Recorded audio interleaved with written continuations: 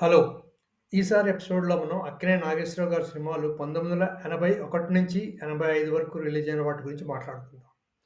81 నుంచి 85లో 28 సినిమాలు మొత్తం రిలీజ్ అయ్యాయి. ఇందులో 12 సినిమాలు 100 రోజులు, ఒక్క సినిమా 75 వారాలు ఆడి 527 రోజులు కంటిన్యూయస్‌గా ఆడింది అండ్ ఇండస్ట్రీ సూపర్ హిట్. ఈ సినిమాల గురించి ఇప్పుడు సంవత్సరం వారీగా చూసుకుందాం. ఇంకోటేంటంటే, ఈ 5 ఏళ్లలో అన్నపూర్ణ స్టూడియోస్ వాళ్ళు 4 సినిమాలు, లక్ష్మీ ఫిల్మ్స్ కంబైన్స్ 4 సినిమాలు, తారక్ ప్రభు ఫిల్మ్స్ 3 సినిమాలు, జగపతి ఆర్ట్ పిక్చర్స్ వారు 2 సినిమాలు నిర్మించారు. ఇకపోతే 1981కొస్తాం. ఇది అక్కినేని నామ సంవత్సరంగా నిలిచింది. 1971లో ఎలాగా 2 సూపర్ ఇండస్ట్రీ హిట్‌లొచ్చాయో, 81లో కూడా అక్కినేని వారికి 2 బ్లాక్ బస్టర్స్ వచ్చాయి. 2 బ్లాక్ బస్టర్స్ 'శ్రీవారి ముచ్చట్లు', 'ప్రేమాభిషేకం' సినిమాలు. మొత్తం 6 సినిమాలు రిలీజ్ అయ్యాయి. 4 వంద రోజుల సినిమాలు. అందులో 2 బ్లాక్ బస్టర్ సినిమాలు. 3 సినిమాలు దాసరి దర్శకత్వం వహించారు. 2 సినిమాలు రాఘవేంద్రరావు దర్శకత్వం వహించారు. ఒక సినిమా కె. బాపయ్య దర్శకత్వం వహించారు. ఇక ముందుగా చూసుకుంటే 'శ్రీవారి ముచ్చట్లు' జనవరిలో రిలీజ్ అయిన సినిమా. ఈ సినిమా బ్లాక్ బస్టర్‌గా నిలిచి రాబోయే సినిమాలకి 'ప్రేమాభిషేకం' ముందు రిలీజ్ అయింది ఈ సినిమా. Super duper hit. ఇద్దరు హీరోయిన్ల సినిమా. దాసరి మార్క్ సినిమా మళ్ళీను. కానీ చాలా సూపర్ హిట్ అయింది. పాటలు చాలా బావుంటాయి. కాశ్మీర్‌లో పూర్తిగా ఔట్‌డోర్ తీశారు. దాంతో ఈ సినిమా బ్లాక్ బస్టర్ సినిమాగా నిలిచింది. తర్వాత రిలీజ్ అయిన cinema 18 February 1981 Annapurna studios banner మీద వచ్చిన 'ప్రేమాభిషేకం' సినిమా. ఈ సినిమా పాటలు సూపర్ హిట్. చక్రవర్తి గారి సంగీతం అద్భుతంగా ఉంటుంది.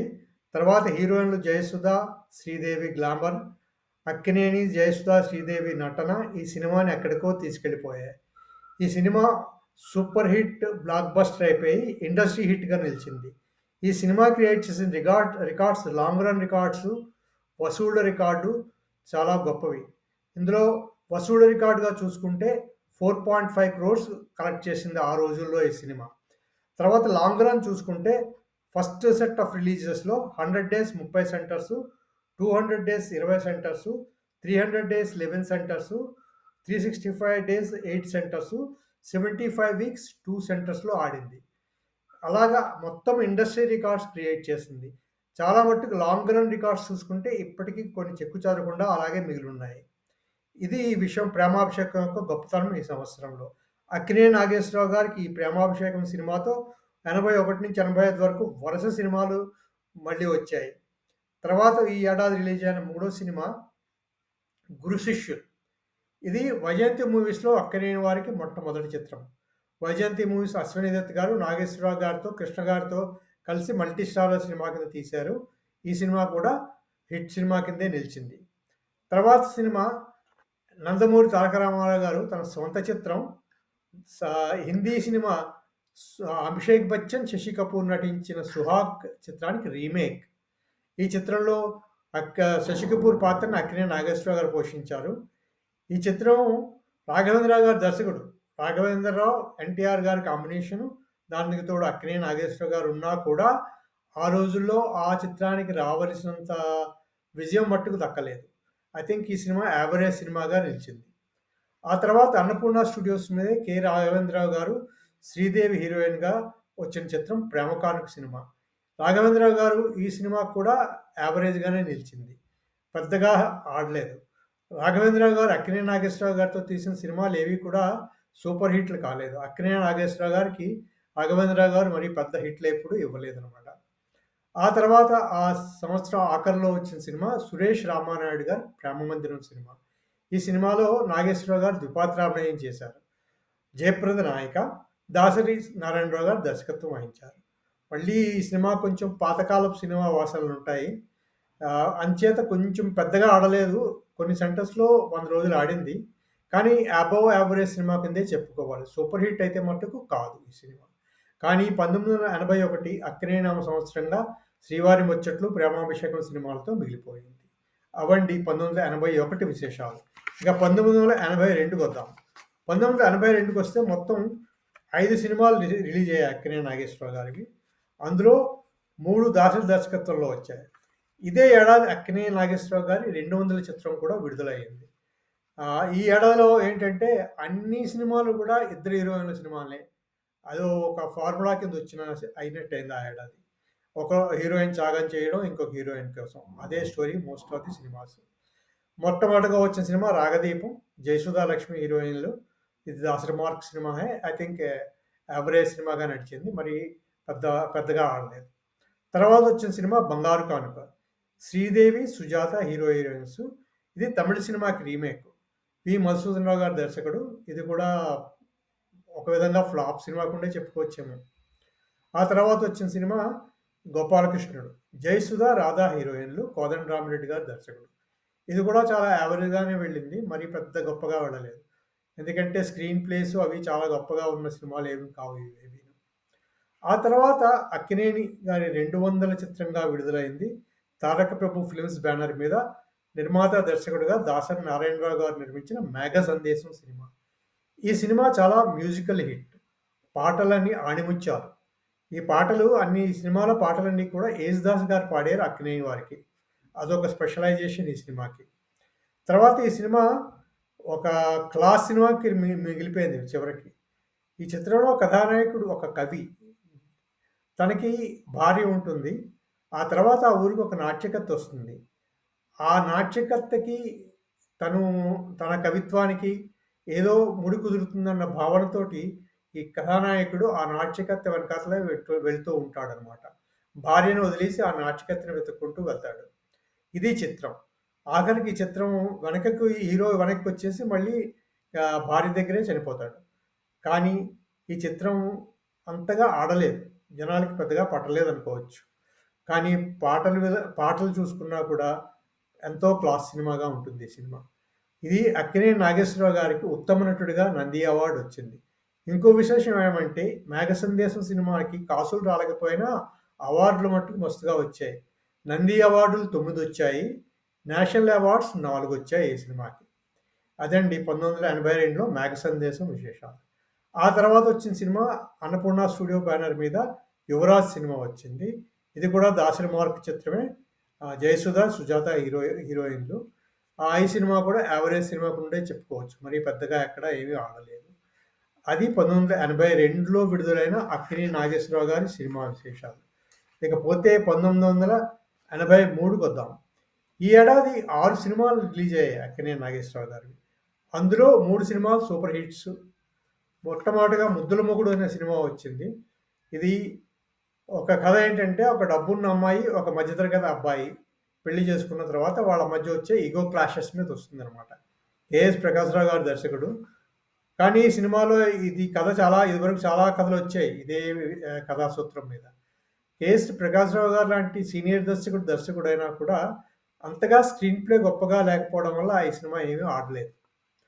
ఆ తర్వాత వచ్చిన సినిమా అక్కినేని నాగేశ్వరరావు గారు, కృష్ణ గారు మల్టీ స్టారర్‌గా వచ్చింది 'ఊరంతా సంక్రాంతి' సినిమా దాసరి నారాయణరావు గారి దర్శకత్వంలో.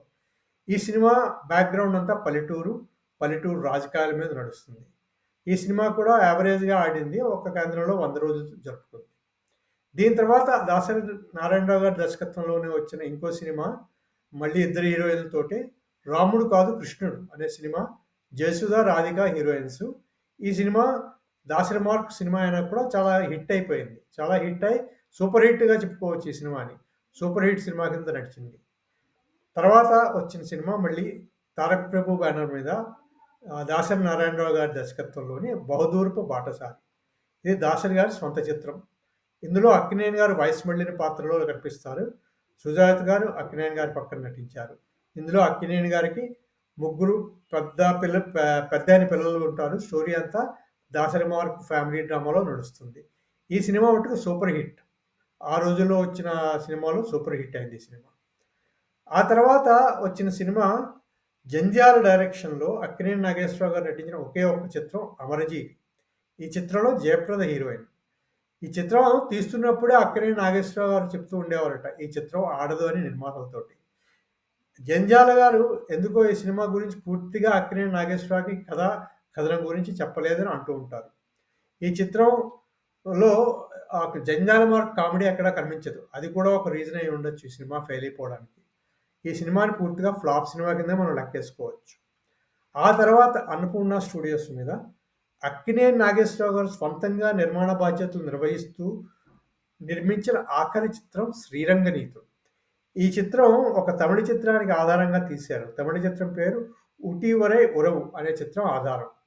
అక్కినేని గారి కోరిక మీద 'డివి నరసరాజు' గారు ఒరిజినల్ తమిళ చిత్రానికి చాలా మార్పులు, చేర్పులు చేసి కథ కథనం, డైలాగులు, స్క్రీన్ ప్లే తనే రాశారు.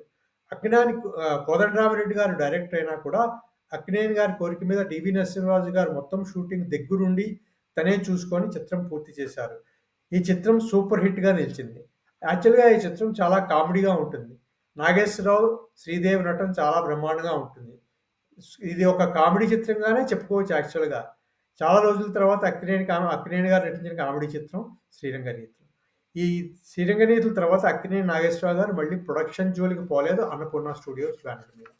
అదండి 83 విశేషాలు. ఇకపోతే 1984 వస్తే అక్కినేని నాగేశ్వరరావు గారు 9 సినిమాలు రిలీజ్ అయ్యాయి.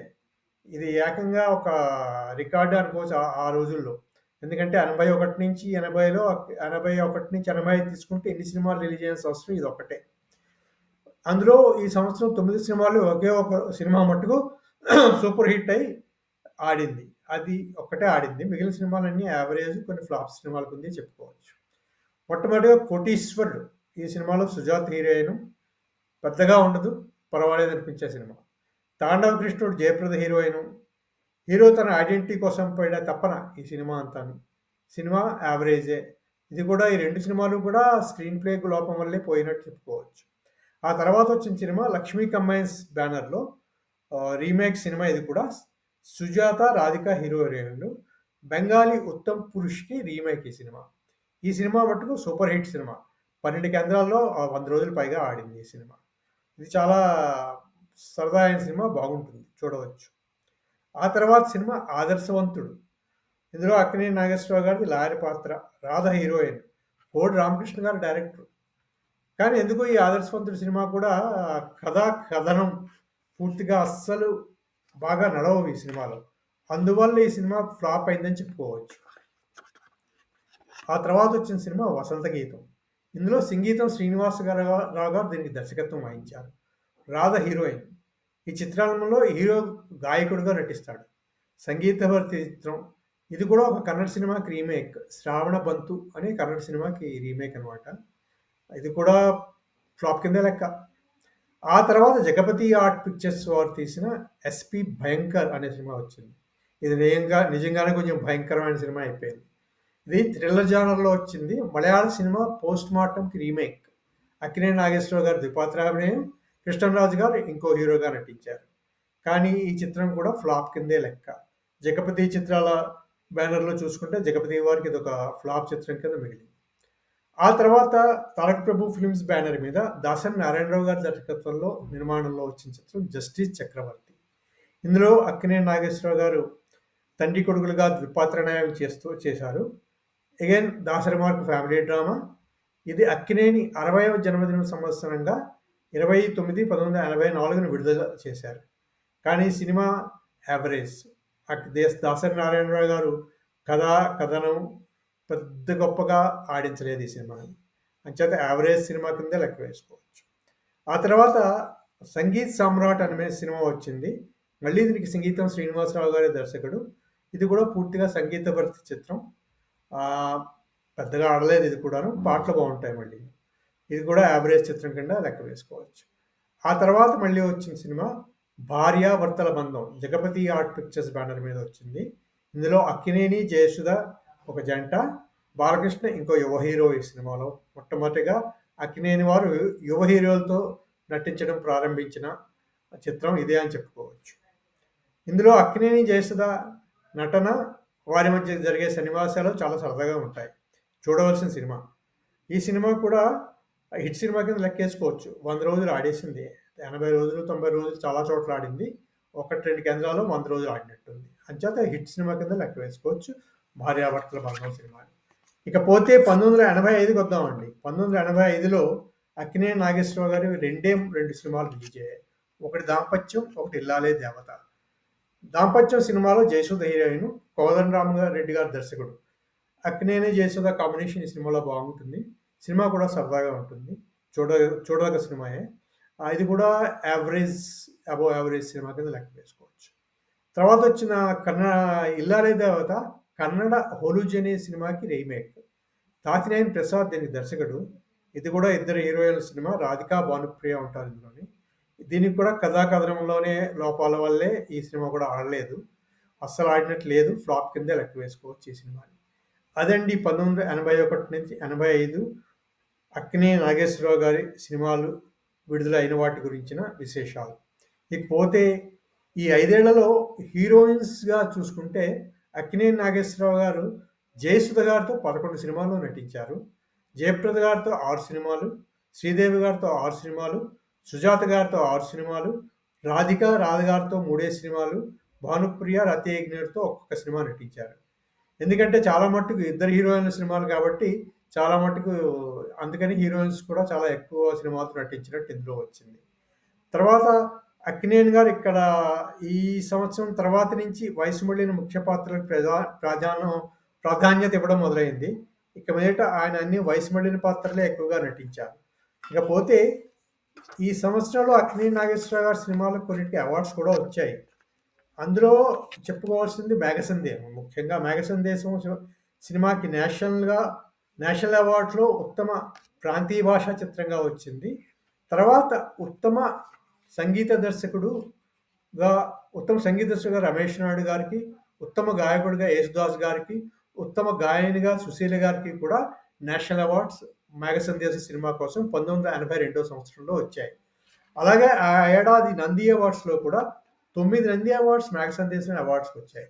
అందులో ఉత్తమ చిత్రంగా 'బంగారు నంది' వచ్చింది.